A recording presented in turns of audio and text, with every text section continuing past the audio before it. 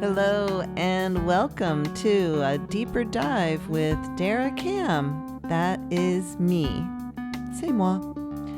Today I am very excited to have a special guest with us, Oscar Chacón, the Executive Director of Alianza Americas. Alianza Americas is a transnational organization rooted in Latino immigrant communities in the U.S. that focuses on improving the quality of life for all people in the U.S., Mexico, Central America migration corridor. Today, Oscar and I will be taking a deep dive into immigration, especially immigration along the U.S.-Mexico border. We'll talk about the now infamous flights of immigrants, mostly Venezuelans, from San Antonio to Martha's Vineyard. So stick with us for an exciting chat about immigration.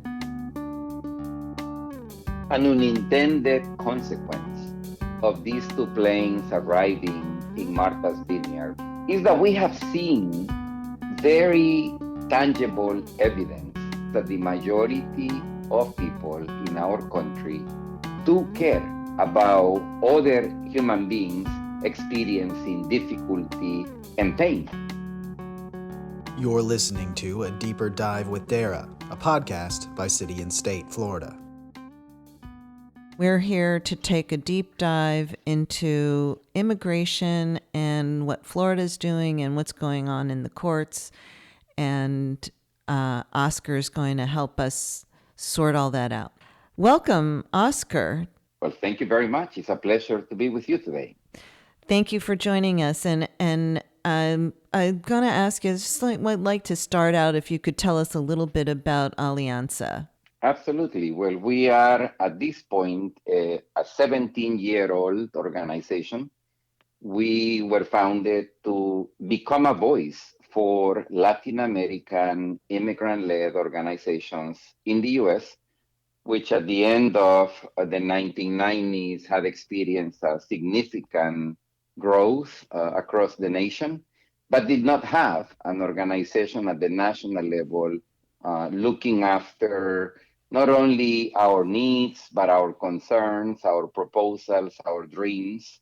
And that's the context in which Alianza was founded. And we essentially are an organization devoted to advancing in different ways advocacy initiatives, all intended to improve the quality of life of communities, especially the communities where Latin American immigrant communities reside. But we are also committed to improving the conditions of life in countries of origin, because we share the view that if people have a good enough life experience in their own countries, there would be far lesser reasons for them to try to find a better life in a country like the U.S. Well, thank you very much. And one of the reasons why we are, and many of those organizations, I'm sure, that are part of your organization and the communities that you represent are very heavily represented in Florida. We have a lot of immigrants from South and Central America, all throughout the state. And that is one of the reasons, well, and that's not why we're talking to you. One of the reasons why we're talking to you today is because your group is among the plaintiffs. Maybe I should back up. It's been very heavily covered. I think everyone who's listening is aware of these flights from San Antonio to Martha's Vineyard that took place on September 14th. Where folks who were in the country, asylum seekers in the country legally, were recruited to and made promises while they were in San Antonio to get on these flights to go to Martha's Vineyard, a small island community. 48 people took the flights, were relocated to Martha's Vineyard. a sanctuary. I'm using air quotes here for folks who can't see me in the terracotta room with a sanctuary city. And the governor of Florida took credit for that. And apparently the state of Florida paid for these flights. The state has given over $1.6 million to a company, a charter company. So there's supposedly more flights coming. So that was a long introduction. I apologize. I wanted to let folks know while we are talking, why we are talking about Alianza and why this issue matters to us here in Florida. So Alianza and some of the folks who were on those flights sued in a national federal lawsuit asking a federal judge to issue a nationwide injunction blocking Florida from paying for any more of these relocation flights. I apologize for the lengthy introduction, but I want to make sure everyone knows where we're at. So, Oscar, can you tell us a little bit about that lawsuit and why Alianza is participating? And maybe, I don't know if you have any information, if you could tell us how those asylum seekers are doing right now. Mm-hmm. Well, first of all, again, thank you for the opportunity. The reason we joined this particular lawsuit with the support of lawyers for civil rights, a civil rights organization in Massachusetts, is because unlike other similar instances, where people have been transported from border states into cities such as Washington, D.C., New York City, Chicago, these particular cases stood out because they clearly presented a situation where abuses have been committed against people who have endured a lot of pain and a lot of hardship in their way to get to the U.S. to be able to apply for asylum, which is exactly what people desperate trying to find safe haven do. And of course, people come to the U.S. because they believe in the promise of the U.S. as a place where they can find that kind of support, that kind of relief, and frankly, an opportunity for a better life. And what we discovered as soon as these two planes landed in Martha's Vineyard with almost 50 people, mainly from Venezuela, is that there had been a clear situation where people were tricked. People were promised things that there was no way of promising to them, such as employment, such as healthcare, such as housing, such as care for the children. And all these issues were promised individually to each of the parties that ended up boarding a plane. I have to say that, based on the interviews that were conducted with people in Martha's Vineyard, they didn't really understand that they were actually going to end up in Martha's Vineyard. They were just made these promises. They only learned of their actual destination once they were in mid-flight, at a point in which there was nothing they could do. And as I said before, unlike the cases of other cities where buses have been arriving, where this kind of pattern was not necessarily uncovered as people arrived in buses in other places, in this instance, it was very obvious that there had been abuse. And we felt compelled to join the actual Venezuelan immigrants, asylum seekers that are, as I said before, seeking relief, seeking protection, support in the U.S.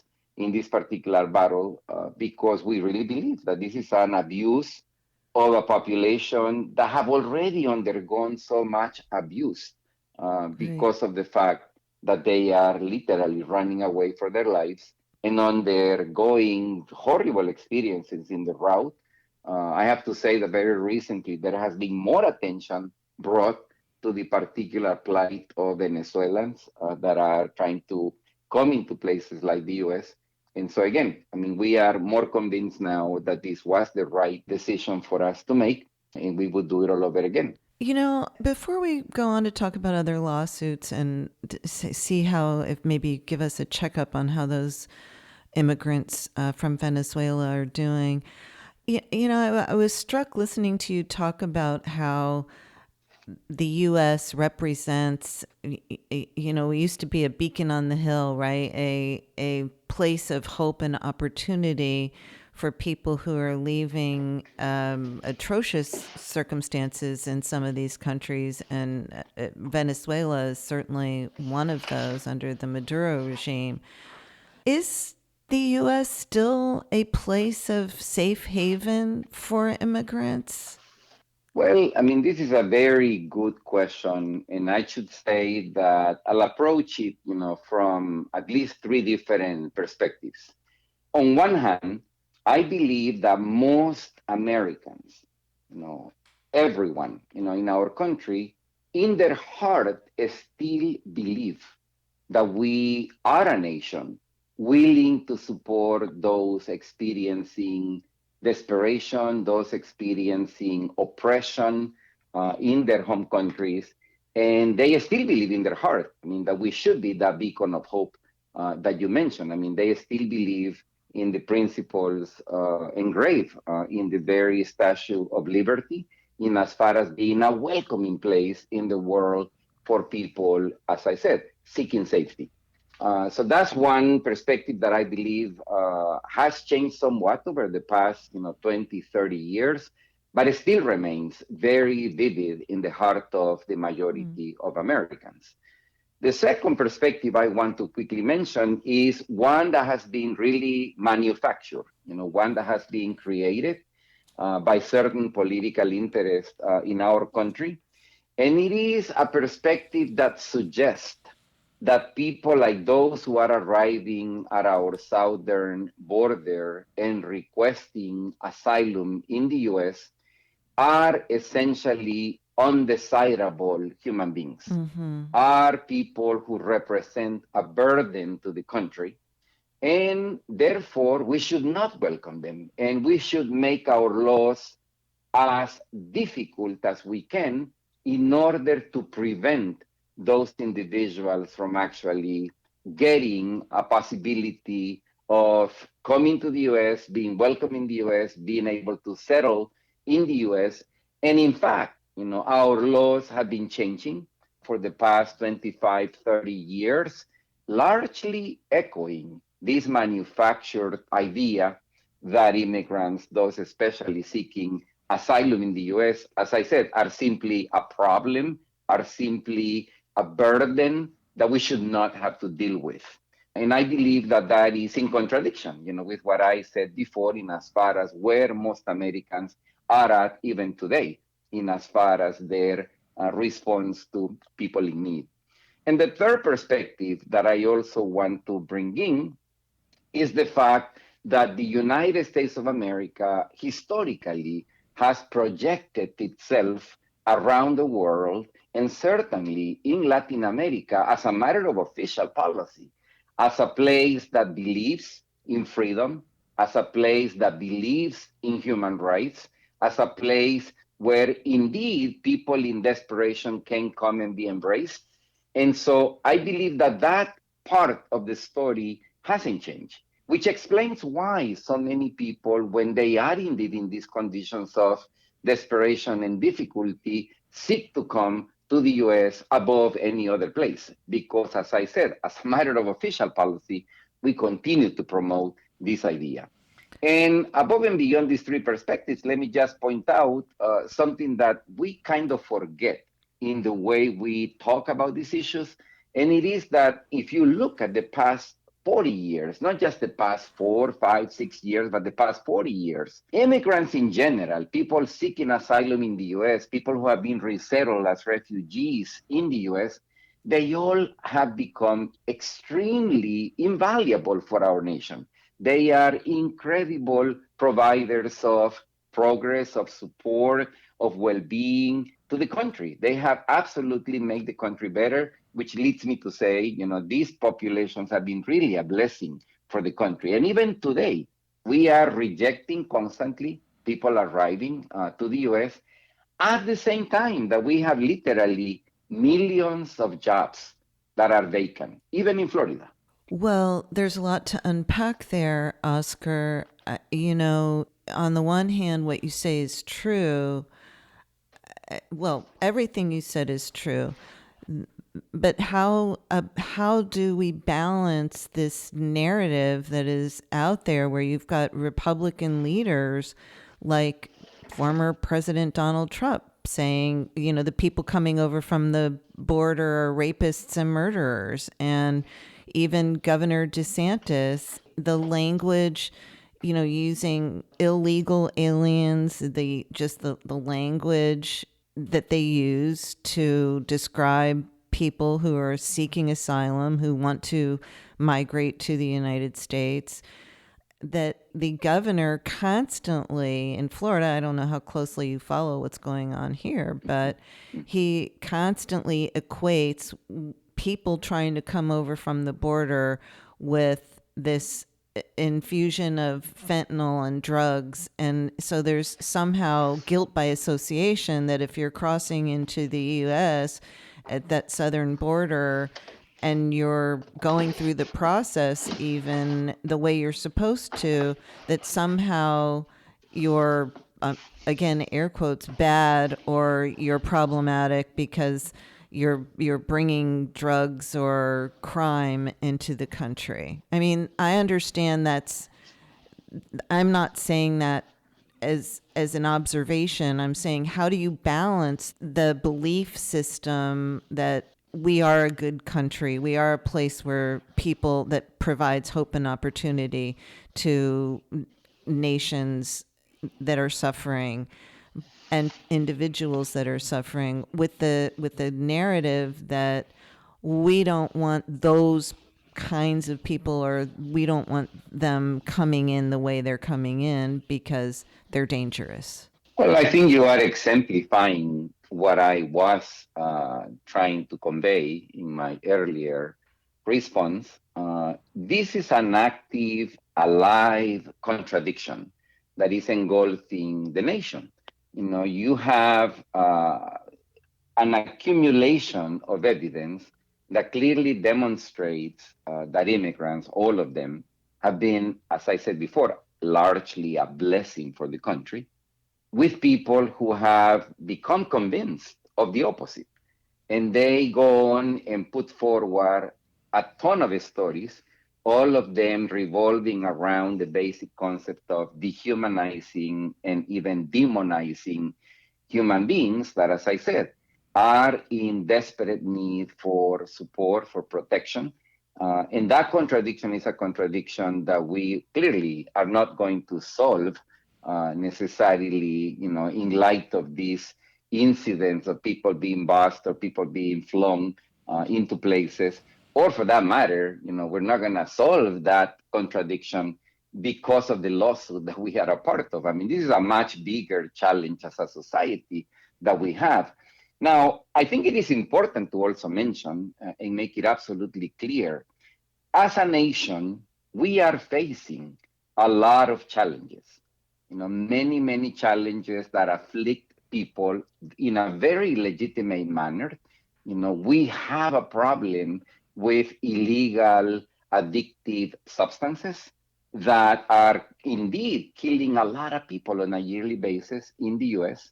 We have a growing problem in terms of people feeling economically left out, because they feel they work pretty hard, but that they don't get necessarily the benefits of that situation. And in that respect, and I'm only mentioning two, there are many, many, many more situations that challenge our country. Yeah. And what I like to highlight is immigrants, foreign-born individuals residing in the US, are absolutely not the reason why these challenges are in existence and the way they affect people. Again, we are not at all ignoring these huge challenges that we have. And just to give you one example, the former President Trump used to say, that people, especially from Mexico, were rapists, were criminals, et cetera, et cetera. Now, if you take time to go and review the annual FBI crime report, and you specifically pay attention to what part of the crime report produced on a yearly basis can be attributed to foreign born individuals committing crime, you will find that the evidence, even by the FBI, does not actually support any statement to the effect that there is a correlation between foreign born individuals and criminality. But that's just one example, of many that I could bring up. Right. And you're saying what you're saying based on facts, and yet it's as if the facts don't matter when you talk about some of these emotional. I mean, it's become an emotional issue, and it doesn't seem as though it necessarily needs to be. But part of, in my mind, and tell me what you think about this, part of what's happened is immigrants who are coming, particularly those who are coming in from the southern U.S. Border, are being caught up in and used as a wedge issue in this now very tribal political climate that we're in. I mean, I guess, is there a way to combat that in a very divided, politically and ideologically divided country? Where does that leave immigrants like the Venezuelans who were brought to Martha's Vineyard like you would send a box of oranges or bags of flour? Well, I think that you are pointing to another facet of the complex reality, and I could not agree more with you that these are extremely complex issues, complex realities. But the one thing I want to highlight, is how the evolution in communications, particularly the arrival of so many digital communications channels, make it very difficult to distinguish between what is true and what it isn't. And in this respect, I believe that you are alternate correct. Facts. Yeah, you are absolutely correct in pointing that people develop beliefs, that they fully embrace, and those beliefs are reinforced on a daily basis because of the type of stuff that they are reading, the type of podcast that they are listening to, the kind of television they watch, and these beliefs again just get reinforced. And it is very difficult to indeed get somebody to consider for a moment to look at the facts versus what they believe in. And I think, again, this is a challenge, not only on the question of immigrants and these particular Venezuelans that arrived in Martha's Vineyard, but this is a reality that makes life in a country like ours today so much more difficult and complex, because we need to contend with the fact that, again, there are literally thousands of outlets, that are feeding information not at all based in facts, more intended to reinforce certain sets of beliefs. And there are people willing to believe even more in what they already do. That's right. And this makes it extremely difficult. My only hope is that by creating opportunities for people to engage in meaningful interaction where we can get to know the actual human beings that we are talking about, hear their stories, that's the only type of experience I know of, because I've been a part of, that actually results in bringing the conversation to a plane where we can actually begin to understand that the differences between somebody born and raised in the U.S. and people who are coming into the U.S. as people seeking asylum, for example, are actually much more alike than they are different. And clearly, they're not a threat, to one another. But that's, again, only possible if we can create opportunities for, people, even with different perspectives, to actually sit around the table, talk to each other in a way that is open-minded. And that's the only hope that I have. We'll be right back with Oscar Chacón, Executive Director of Alianza Americas. Here at Deeper Dive, we want to hear from you, the listeners. We invite you to send your questions, comments, and feedback to our mailbag. You can reach us at deeperdive@cityandstatefl.com. That's deeperdive@cityandstatefl.com. Get your 2 cents in by sending us an email. Welcome back to A Deeper Dive with Dara. Well, you were talking about this during a recent press conference that I attended after the lawsuit was filed over the Martha's Vineyard situation, call it a situation. And you were saying that this was to look sort of on the bright side, that you saw that this whole experience, these events, as providing an opportunity as maybe as a catalyst for change. And I think you touched on that. Do you want to elaborate on that a little bit? Yes, I believe that an unintended consequence of these 2 planes arriving in Martha's Vineyard, but I can also tell you the same about the hundreds of buses that have arrived in DC, in New York City, in Chicago, is that we have seen very tangible evidence of what I mentioned to you before. That is that the majority of people in our country do care about other human beings experiencing difficulty and pain. And we have seen it very much full force in the response that citizens in Martha's Vineyard had to the arrival of these individuals in these 2 planes paid for by the state of Florida. And again, I mean, to me, it is what gives me hope, that we can actually use this particular set of circumstances to explore anew the very idea that you were asking me at the beginning, namely, are we still a country able to stand up and actually rise to the occasion and show once again that we are a society that cares about other human beings in difficulty. I think that that's very much what I've seen, again, not only in Massachusetts, but in other cities. But I also believe that the arrival of these individuals who happen to be asylum seekers, mainly from Venezuela, but they could well be from Mexico, from El Salvador, from Honduras, and other countries, which are not even being allowed to come in and apply for asylum.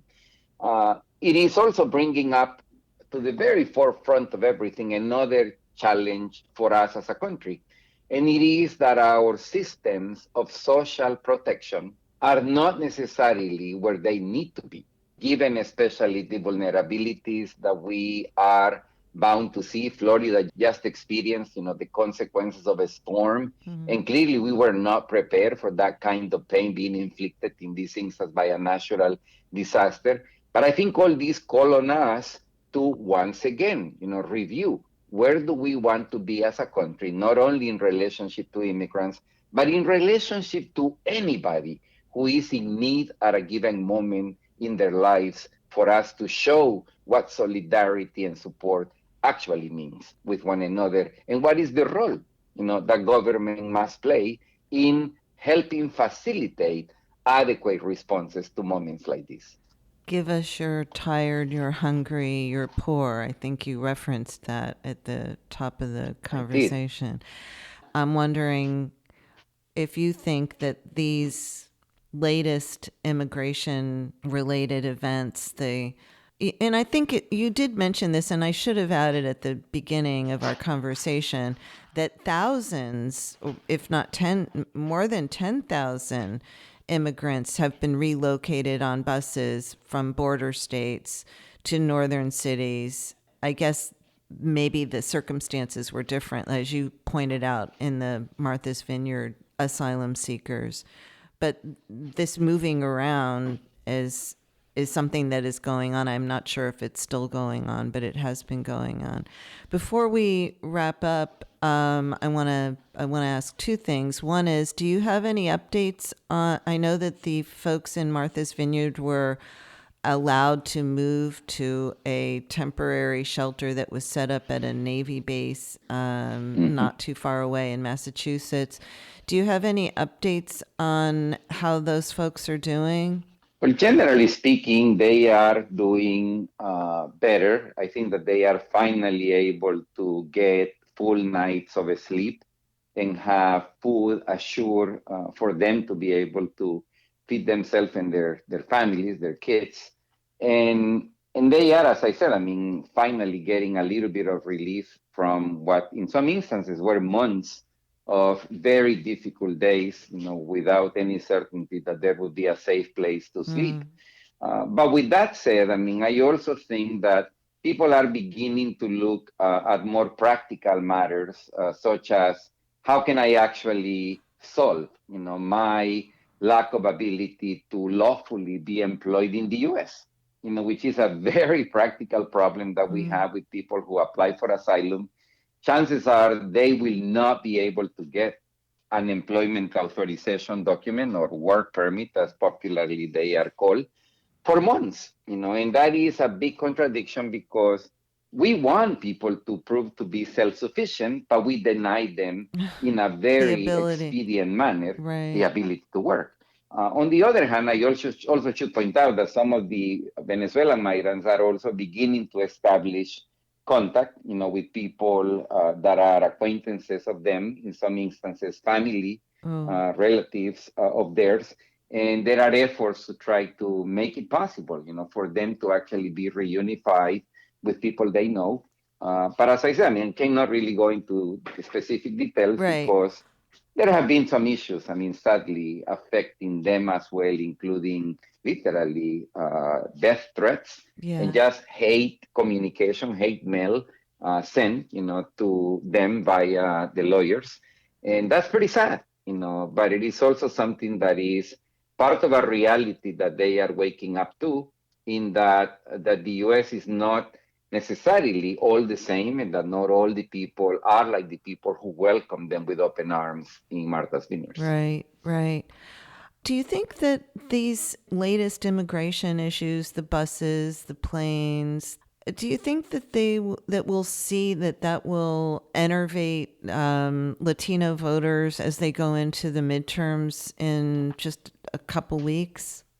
Not as a matter of automatic consequence. I think that, the willingness, enthusiasm for people who happen to be of Latin American origin and who are citizens in the US who can vote, the motivations behind going out and voting don't exactly match up, with what's going on in the immigration arena. I have to say, I mean, as somebody who is a naturalized US citizen now, that my concerns are not just, immigration. Clearly, that's a very important issue for me.